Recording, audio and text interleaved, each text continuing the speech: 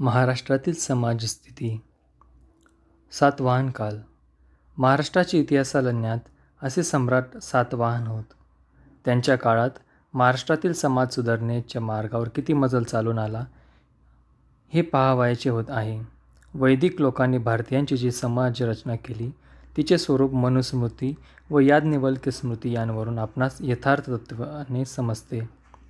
या दोन स्मृतींपैकी मनुस्मृतीचा काल महाभारता इतका जुना म्हणजेच इसवी पूर्व 250 वर्षांचा मानला गेला आहे. मनुस्मृतीहून याज्ञवल्क्य स्मृती बरीच अर्वाचीन असून तिची अंदाजी काल इसवी 150 वर्षे हा आहे. या स्मृती ग्रंथांहून जी समाजरचना वर्णिलेली आहे तिच्याहून भारतीय समाजरचना खास जुनी असली पाहिजे.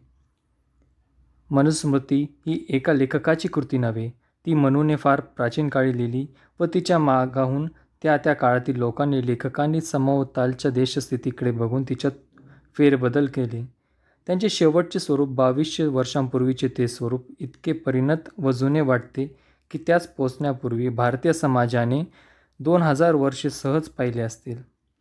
कारण मनुस्मृती व याज्ञवल्क्य स्मृती यांत सुमारे 2000 वर्षांपूर्वी रेखाटलेले समाजचित्र आजही हिंदुस्थानात जर फार थोड्या फरकाने आढळते तर त्यावरून येथील समाजात किती मंद गतीने फरक होत आहे याचे आकलन आपणास होते.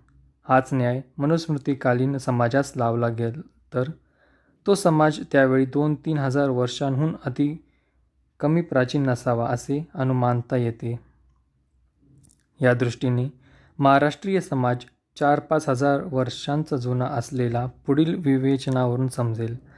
बनारस येथील हिंदू युनिव्हर्सिटीतील प्रसिद्ध विद्वान प्राध्यापक डॉ. आळतेकर यांनी कलकत्त्यास 1939 सालच्या डिसेंबर महिन्यात भरलेल्या अखिल भारतीय इतिहास परिषदेत हेच मत प्रतिपादिले होते.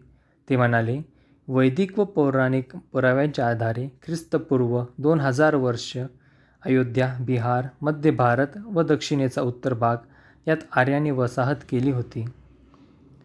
शातवाहन राजे, ज्यास हल्ली आपण महाराष्ट्र म्हणतो, त्यावर ख्रिस्तपूर्व 232च्या सुमारास सत्ता स्थापन करते झाले. महाराष्ट्रातील बरीचशी बौद्ध लेणी त्या काळाच्या सुमाराची आहे.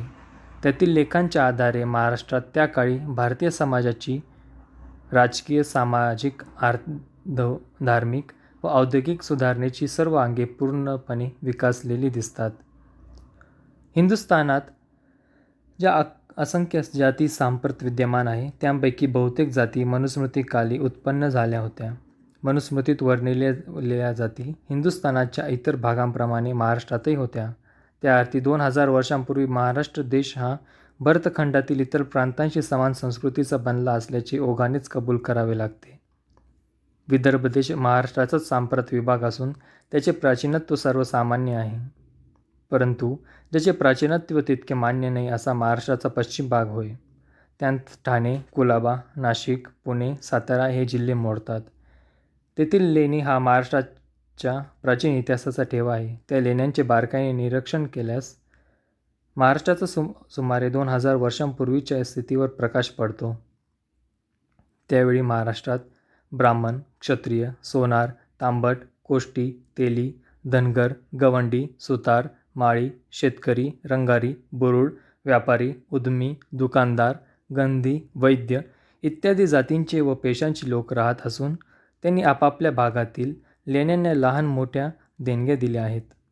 या जाती महाराष्ट्राच्या पश्चिम भागात चालणाऱ्या उद्योगधंद्यांचे निदर्शक होत. त्यातील ब्राह्मण सर्व जातींचे पौराहित्य करीत, धर्मशास्त्रांचे ज्ञान देत, विद्या शिकवून मनुष्याच्या मानसिक व आध्यात्मिक उन्नतीस सहाय्यभूत होत. मंत्रिपदावर आरूढ होऊन राजांना राज्यकारभाराचा मसलत सांगत आणि प्रसंगवेशी सेनापतित्वही स्वीकारीत. क्षत्रिय राज्य चालवीत. सोनार, स्त्री, पुरुष व मुली-मुलगे यांकरिता सोन्या रुपयांचे व रत्नांचे नानाविध अलंकार घडवीत. लोहार, कुदळ, खोरी व नागरांचे फाळ बनवीत. तांबट भांडी ठोकीत.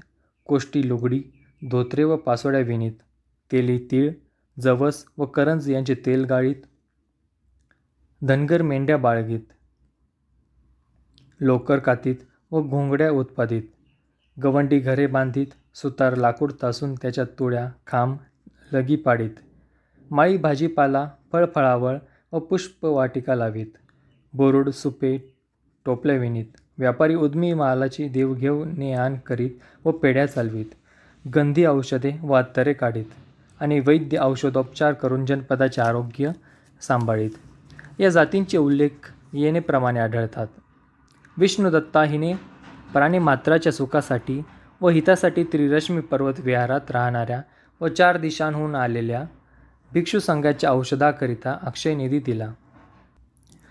त्यातील 1000 कारशापण कोष्ट्यांच्या श्रेणीपाशी, 2000 कारशापण ओढयंत्रिक गवंडी श्रेणीपाशी व 500 कारशापण तेल्यांच्या श्रेणीपाशी ठेवले. सारस्वत नावाच्या रंगाऱ्याने 50 नांगरांवरील कराची देणगी केली. दुसरी देणगी 2 निवर्तनांची सोनाऱ्यांच्या श्रेणीने दिली. एक जमीन बुरुडांच्या श्रेणीने व दुसरी तांबटांच्या श्रेणीने दिली. धेनुकाकट येथील गंधी सिंहदत्त यांची देणगी. वैद्य सोमदेव याने 7वे लेणे दिले. कर हाकड याने लोहार महिका याने 14वे लेणे दिले. माळी वेदक याचा पुत्र शिवप्रीती यांचे लेणे. धेनुकाकट येथील रहिवासी वेणुवास सुतार याचा पुत्र शामिका याने लेण्याला चौकट बांधून दिली. व्यापारी व गृहपती नाग याने दिलेले लेणे. उद्मी पुसनाक याची आई शिवदत्ता हिने दिलेले लेणे. ब्राह्मणपुत्र अश्विभूती याची नाशिकाच्या सीमेवरील शेत ऋषभदत्ताने आजपासून 4 सहस्र कारशापणांस खरेदी करून भिक्षूंना अन्नदान करण्यासाठी दिले. कौशिक कुलोत्पन्न महासेनापती भावगोप याची पत्नी वासू हिने बहुत वर्षे अर्धवट राहिलेले 20वे लेणे पुरे केले. क्षत्रप राजा नहपान याने 5 लक्ष कारशापण देवब्राह्मणांना दान केले. त्रिरश्मीवरील 1 लेण्यास गोवर्धनाचा अमात्य सामक याने राणीच्या आज्ञेने देणगी दिली. त्यावेळी शातवाहने महाराष्ट्राचे सम्राट असून कुलाबा जिल्ह्यात माणगाव प्रांती महाभोज व आमीर ईश्वरसेन हे त्यांचे मांडलिक होत. महपान व त्याचा जावे ऋषभदत्त हे शक म्हणजे परदेशी असूनही त्यांनी सनातन धर्म स्वीकारला होता. क्षत्रियांना उचित अशी धर्मकृत्येही त्यांनी केली. ऋषभदत्ताने गोवर्धन व शूरपारक येथे धर्मशाळा बांधल्या. अन्नछत्रे घातली. आश्रम तयार केले. उदपान खोदले. नद्यांवर धर्मार्थ नावा ठेवल्या. नद्यांना घाट बांधले आणि गोवर्धन व शूरपारक येथील रामतीर्थ या स्थळी चरक सांप्रदायिक ब्राह्मणांना 32 सहस्र नारळी दिल्या. सनातन धर्माला राजाश्रय असल्याचे हे जसे द्योतक आहे. तसेच नाणेघाटातील शिलालेखात दक्षिण पथाच्या राजाने अश्वमेध अग्नाधेय 60 सहस्र गोदान व ब्राह्मणांना दान केल्याचा उल्लेख आहे. तोही सनातन धर्माची भरभराट दर्शविणारा आहे. यात शंका नाही. येथपर्यंतच्या विवेचनाने इतके स्पष्ट झाले की महाराष्ट्रीय समाज सर्वांत परिपूर्ण, उन्नत व जातीय निबद्ध होता. हा समाज खेड्यात राहणारा असल्यामुळे ग्रामव्यवस्था जातीवर उभारली होती. ब्राह्मण, सोनार, लोहार, तांबट, कोष्टी, तेली, धनगर, गवंडी, सुतार, माळी, रंगारी, बुरुड या प्रमुख जातींचा निर्देश वर आलाच आहे. याशिवाय इतर जातींचा निर्देश त्यांचे प्रयोजन नव्हते म्हणून माल आला नाही इतकेच. बाकी त्यावरून सदर जातींचे अस्तित्व नव्हते असे कोणीही समजणार नाही. समाजातील फार मोठा किंबहुना बहुसंख्याक वर्ग शेतकऱ्यांचा. त्यास प्रतिष्ठित नाव कुटुंबिक यांचेच अपभ्रष्ट होऊन कुणबी. नाशिकच्या त्रिरश्मीवरील 23व्या लेण्यात कुटुंबीय धमन याने हे लेणे निर्मिले आणि पुणे जिल्ह्यातील भाजे येथील एका लेण्यात ते लेणे शेतकऱ्याची पत्नी बादा हिने दिले असे लिहिले आहे. त्यावरून महाराष्ट्रातील शेतकरी वर्ग इतर जातींच्या मागे नव्हता, सुधारलेला होता असे समजून येते. याशिवाय चौल, शूरपारक, कल्याण इत्यादी ठिकाणच्या व्यापाऱ्यांची व दुकानदारांची कितीतरी नावे लेण्यांनी प्रकटविली आहेत. या सर्वांत खेड्यातील व्यवसायांची वाटणी जातीपरत्वे होऊन लोकांचे जीवन स्थैर्य पावले होते. महाराष्ट्रातील खेड्यात स्थानिक लोकांशिवाय परकीय लोकही स्थायिक होऊन ते त्यांच्या जातींच्या नावाने ओळखले जात होते व त्यावरून त्यांच्या जातीचे पृथक्त्वही सिद्ध होते. जुन्नराजवळच्या शिवनेरी लेण्यात यवनांची व नाशिकच्या त्रिरश्मी लेण्यात शकांची नावे आढळतात. शिवनेरीस यवन इरिल याने एक देणगी दिली व यवन चित्तगतनाम याने एक छत्र बांधले. नाशिकच्या त्रिरश्मीवर 24व्या लेण्यातील टाके एका शकाने बांधले. असाच एका शकाचा उल्लेख याच लेण्यात असून उभयतांचा धंदा लेखक हा लावला आहे.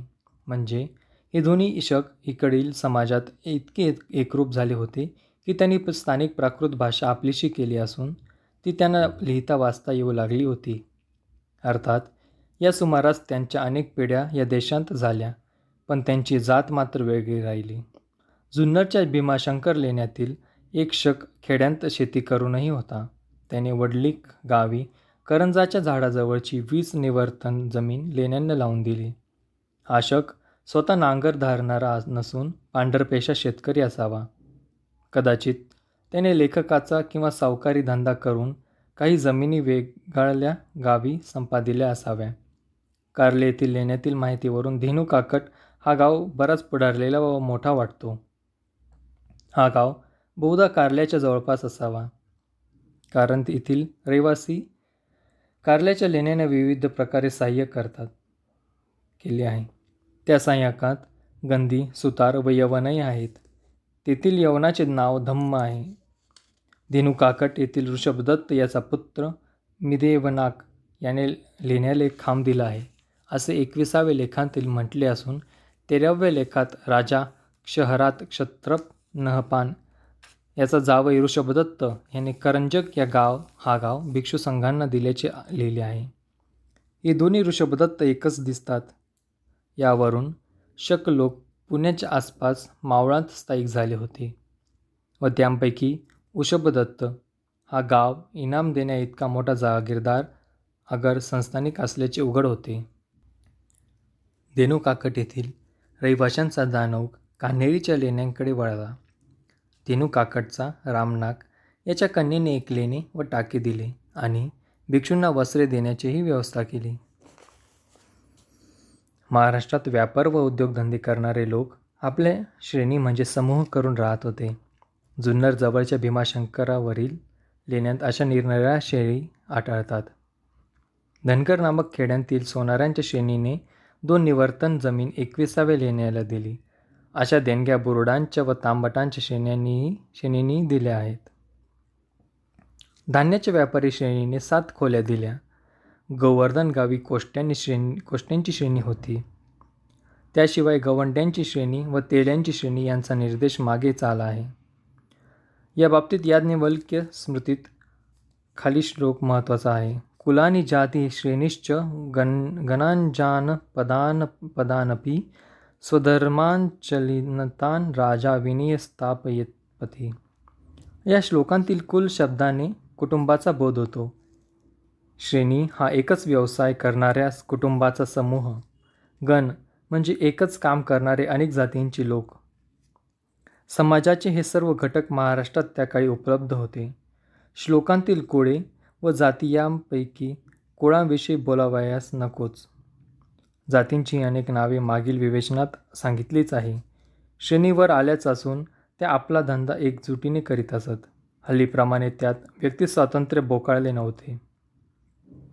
सोनार, तांबट, बुरुड, कोष्टी, गवंडी, धान्याचे इतर व्यापारी या सर्वांच्या श्रेणी होत्या. याचे कारण उघड आहे. ते खेड्यात राहणारे असल्यामुळे त्यांना लागणारा कच्चा माल बाहेरून आणावयाचा व त्यांनी बनवलेला माल बाहेर पाठवायचा. यास एकजुटीची फार आवश्यकता असे. सोनाराला सोने चांदी, तांबटाला तांब्याची पत्रे भांडी, कोष्ट्याने विणलेले कापड किंवा तेल्याने गाळलेले तेल बाजारपेठेत रवाना करण्यास भांडवल बरेच लागे व नेण्या आणण्याकरिता बैल, घोडी इत्यादी वाहने लमानामार्फत मिळवणे भाग पडे. ही सोय वैयक्तिक प्रयत्नापेक्षा सामुदायिक प्रयत्नानेच सुकर आहे. हाच न्याय पैशाच्या देवघेवीला लागू आहे. त्यावेळचा व्यवहार हुंडीच्या रूपाने चालत असला पाहिजे. एखाद्या धनिक व्यापाऱ्यास अगर सावकारास व्यक्तिशः हुंडीचे दुकान चालविता येते, परंतु तुटपुंज धंदेवाईकांना ते शक्य नसल्यामुळे एका श्रेणीमार्फत ते हुंड्या पाठवीत किंवा पटवून घेत. ही हुंडीची दुकाने पिढ्यानपिढ्या चालत असल्याचे लेण्यातील लेखनावरून सिद्ध होते. कारण त्याच पाशी लेण्यात राहणाऱ्या भिक्षूंच्या गरजा भागविण्याकरता अक्षयनिधी ठेवण्यात येत. या पद्धतीप्रमाणे उपभद्दत्ताने भिक्षूंना कापड व कुशाण पुरविण्याकरता 2000 कारशापण गोवर्धनास राहणाऱ्या कोष्ट्यांच्या श्रेणीपाशी व्याजाने ठेवले. उपासिका विष्णुदत्ता ही शक जातीची असून तिने भिक्षू संघाच्या औषधाप्रित्यर्थ अक्षयनिधी दिला. त्यातील 1000 कारशापण कोष्ट्याच्या श्रेणीपाशी, 2000 कारशापण गवंड्यांच्या श्रेणीपाशी व 500 कारशापण तेल्यांच्या श्रेणीपाशी ठेवले. या अक्षयनिधीचे भांडवल श्रेणींना आयतेच वापरण्यात सापडून त्यांच्या धंद्यास त्याचा चांगलाच उपयोग होत असे. आपल्या एकंदर प्राप्तीतून श्रेणी धर्मदायी करीत. श्रेणीची ही प्राप्ती व त्यातील व्यक्तीची प्राप्ती वेगळी. भीमाशंकरच्या लेण्यांना बुरुडाच्या व तांबटाच्या श्रेणींनी जमिनी दिल्या. सोनाराच्या श्रेणीने 2 निवर्तन जमीन दिली. खेड्यातील लोकांपाशी आजही नाण्यांची टंचाई असते. त्यांना नाण्याऐवजी धान्य देणेच परवडते. ती स्थिती त्याही काळी लागू होती. म्हणून श्रेणीने सावकारीत ज्या जमिनी मिळवल्या त्यापैकी एखादा तुकडा लेण्यांना देण्यात त्यांना जड वाटत नसे. राधा माधव विलास चंपूच्या प्रस्तावनेत रावी का राजवाडे लिहितात, शकोत्तर 400 पर्यंत महाराष्ट्रिकांत गणराज्य संस्था एक नायकी किंवा बहुनायकी प्रचलित होती. लहानशी गणराज्य चालविण्याचीच ऐपत या लोकांत असल्यामुळे त्यांच्याहून वरिष्ठ दर्जाच्या राज्यपद्धती ज्यांच्या होत्या त्या अशा उत्तरेकडील व पूर्वेकडील सुधारलेल्या लोकांच्या अंमलाखाली शकपूर्व 100 पासून शकोत्तर 1551 पर्यंत म्हणजे 1600 वर्षे महाराष्ट्रिकांना रखडावे लागेल. राजवाडे हे महाराष्ट्रातील महाराष्ट्रिकांचा एक स्वतंत्र वंश समजून त्याचवर राज्य करणारे सातवाहन, चालुक्य, राष्ट्रकूट यादव यांना परकीय मानत आणि स्वराज्य संस्थापक शिवछत्रपती यांनाच तेवढे महाराष्ट्रिक म्हणजे महाराष्ट्राचे कायम रहिवासी गणतात. परंतु तत्कालीन भरतखंडात हल्लीप्रमाणे प्रांत वैशिष्ट्य नव्हते व राजवाडे समजतात इतका शतके टिकणारा तुटकपणाही नव्हता. सर्व प्रांतात सारखी सरमिसळ सुरू असल्याने राज्यव्यवस्थेत महाराष्ट्रीय तेवढे मागे पडले होते व त्याचवरील शातवाहनाधिक राजे परकीय होते असे मानणे अन्यायमूलक ठरले. गण ही समाजव्यवस्था एकट्या क्षत्रियांपुरतीच नसून वैश्याधिकांतही असलेली वर दाखविलीच आहे. नाणेघाटातील पुतळ्यानजीकच्या शिलालेखात मराठी गणकयिरो म्हणजेच महाराष्ट्री किंवा महारथी गणकवी असे शब्द आहे. या महारथींचा उल्लेख कार्ले, कान्हेरी इत्यादी लेण्यांतही आहे. आणि रथी किंवा महारथी हे केवळ महाराष्ट्रातून नव्हे तर कर्नाटकातही होते. तेव्हा महाराष्ट्रीय तेवढेच मागासलेले होते हे राजवाड्यांचे विधान निरर्थक आहे. इतकेच नव्हे तर रथी व महारथी एखाद्या प्रदेशात असणे ही मागासलेल्या स्थितीचेही लक्षण नव्हे. महारथीचेही गण होते याचा अर्थ इतकाच की वैश्यांप्रमाणे क्षत्रियांनाही आपले गण आत्मरक्षणार्थ व परप्रतिकारार्थ बनवावे लागत. महारथीचे गण म्हणजे गणराज्य नसून महारथींनी आपली स्वतःची बनवलेली लूट होय. खुद्द महारथी हे सरदार किंवा सुभेदार अथवा अमात्य यासारखे अधिकारी होते. लेण्यातील शिलालेखात नायनिका, अग्निमितनाग असे शब्द आहे. त्यातील नाग हा प्रत्यय नागाचा सूचक आहे असे कल्पून डॉक्टर आळतेकर रथी व महारथी यांना नागपूजक मानतात. परंतु येथे नाके याचा अर्थ नाग न धरता नायक धरणेच संयुक्तिक होय हे वरील विवेचनावरून वाचकांचे लक्षात येईल. लेण्यातील लेखात इतरत्र गण शब्द आढळत नाही, परंतु नाग हा प्रत्यय सर्वत्र आढळतो व तोही बहुधा व्यापाऱ्याच्या नावाला लावलेला असतो. सर्वत्र आढळतो व तोही.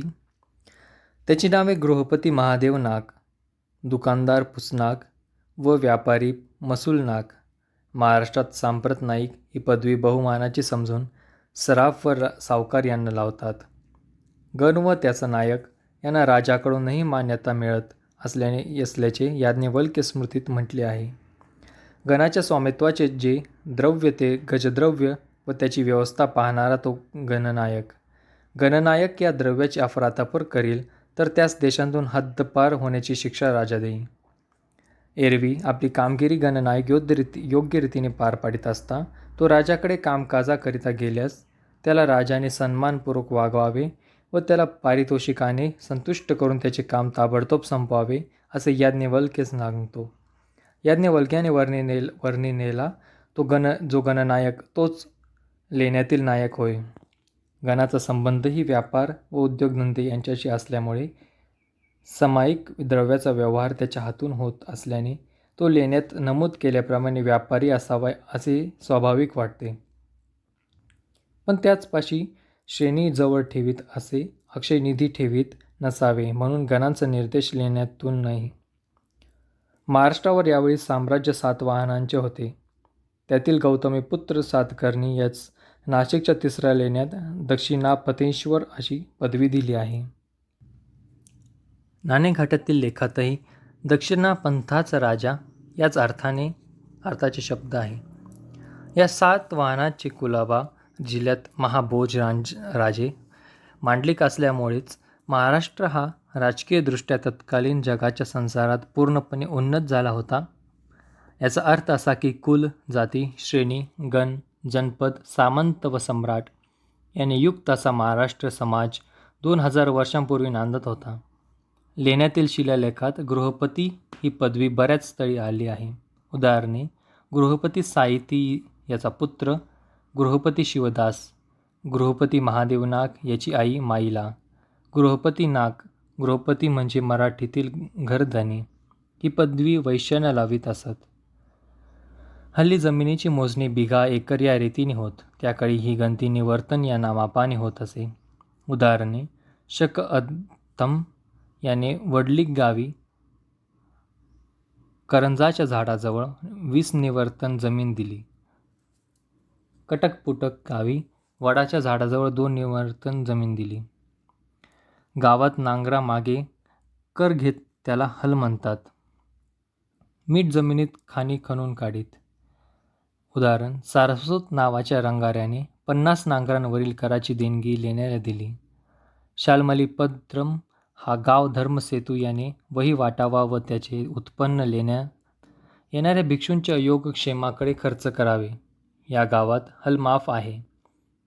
यातील जमिनीत कोणी येऊ नये व मीठ काढू नये अशी राजा शातकर्णीची आज्ञा झाली. नाण्यात कारशापन प्रतीक सुवर्ण हे प्रकार होते. 35 कारशापन म्हणजे 1 सुवर्ण कारशापन हे भारतीय नाणे तांब्याचे व रुपयाचे असे. 2000 कारशापन गोवर्धनास राहणाऱ्या कोष्ट्याच्या श्रेणीपाशी व्याजाने ठेवावे. भिक्षूंना कपडे, कारशापन व दरमहा 1 प्रतीक देण्याकरिता देणगी. शेतीच्या बाबतीत कोटे जमिनीचे मालक वेगळे व कुळे वेगळी अशी स्थिती होती. मालक आपल्या जमिनी त्या प्रत्यक्ष कसणाऱ्याकडे लावीत. असे जे हल हाकणारे नांगरे त्यांना हली म्हणत असून त्यांचा वर्ग निराळा होता. हली ही उपरी कुळे, पण जे जमिनीचे मालक व जमिनी कसणारे त्यांना कुणबी अशी संज्ञा होती. कालगणनेत महिना व वार यांचा समावेश झाला नव्हता. निश्चित शक नव्हता.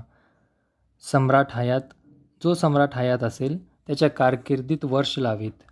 वर्षाचे ऋतू हल्लीप्रमाणे 6 असून प्रत्येक ऋतूचे 4 पक्ष पाडीत व त्या पक्षातील म्हणजे पंधरवड्यातील दिवसांची परिगणना प्रतिपदा, द्वितीया या पद्धतीने करीत.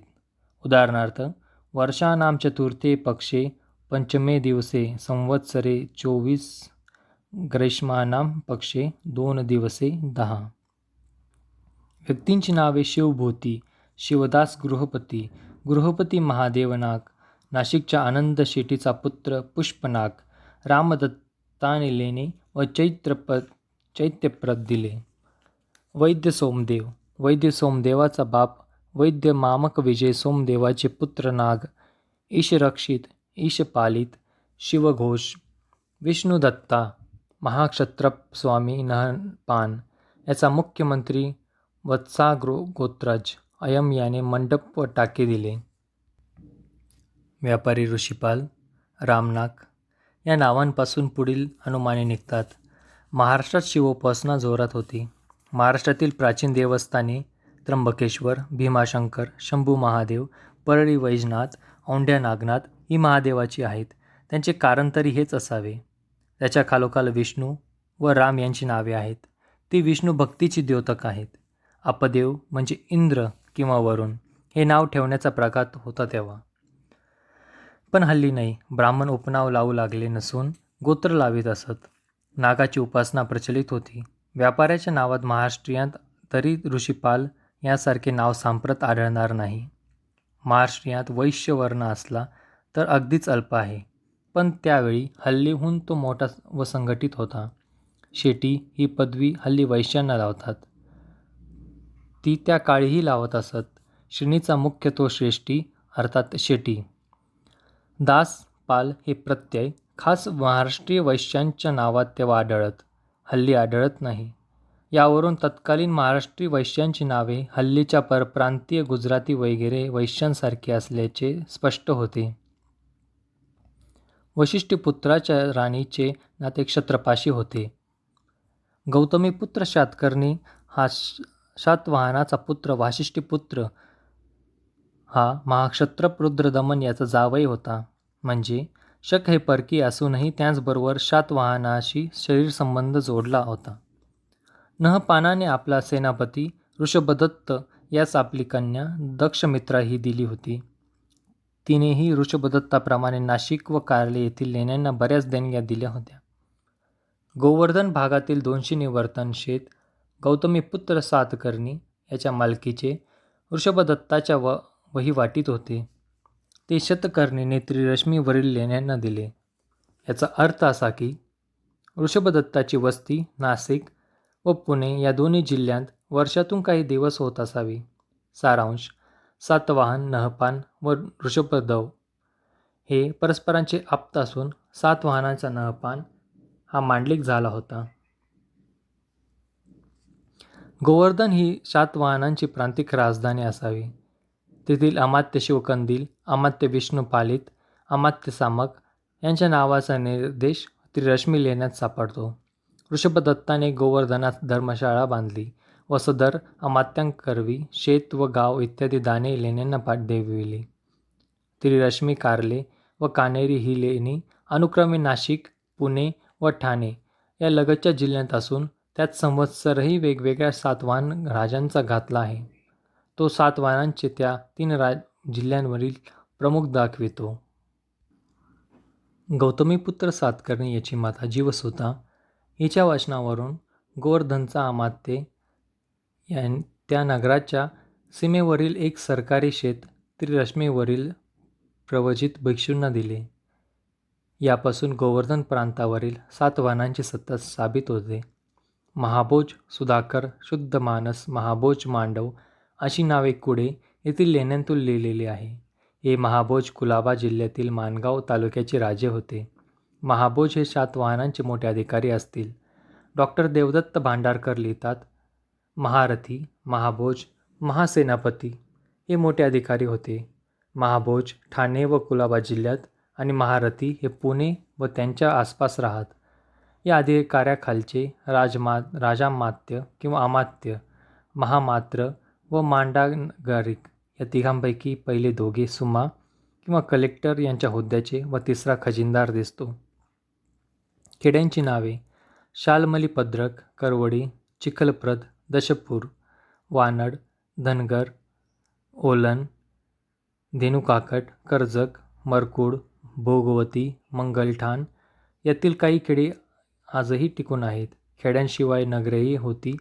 त्यांची नावे करहाटक, नाशिक, गोवर्धन, चेमूल, कल्याण, सोपारे ही होती. त्यांपैकी चेमूल, कल्याण व सोपारे ही बंदरे होती. गुजरात येथील भडोज हे महाराष्ट्रात शेजारचे मोठे बंदर. त्याचबरोबर पैठणचा व्यापार चालत होता. पैठणाहून भडोजला साधे सुती कापड व मलमल जात असे. मिस्र देशाचा व्यापार पूर्व आफ्रिका व हिंदुस्थान यांच्याशी चालत असून त्याचे हिंदुस्थानातील बंदर भडोज. भडोजहून कल्याण, सोपारे, चेऊल या बंदरांना समुद्रातून मालाची ने-आण होत असे. शिवाय नाशिक, ठाणे, कार्ले व जुन्नर येथील ही बौद्धांची मोठाली केंद्रे असल्यामुळे त्यांचमार्फत महाराष्ट्राचा संबंध हिंदुस्थानातील दूरच्या प्रांतांशी स्वाभाविकच येत असे. गुजरात, काठेवाड, सिंध येथील बौद्धाभिमान्यांनी इकडील लेण्यांना देणग्या दिल्या. इतकेच नव्हे तर अशा अभिमान्यांत इराणी आखातातील अबू लामाचाही रहिवासी होता. उलटपक्षी कराड व नाशिक येथील अभिमान्यांनी जबलपूर व अलाहाबाद यांमधील भराऊत स्तूपास देणग्या दिल्या. महाराष्ट्राचा इतर प्रांतांशी जर इतका व्यवहार चालत होता, तर महाराष्ट्राचे देश व कोकण हे जे दोन भाग यांच्याशी परस्परांशी किती दाट संबंध असेल हे सांगणे न लगे. राजकीय विभागांपैकी आहार हा एकच विभाग या काळात उल्लेखला आहे. मामल म्हणजेच मावळ हा आहार होता.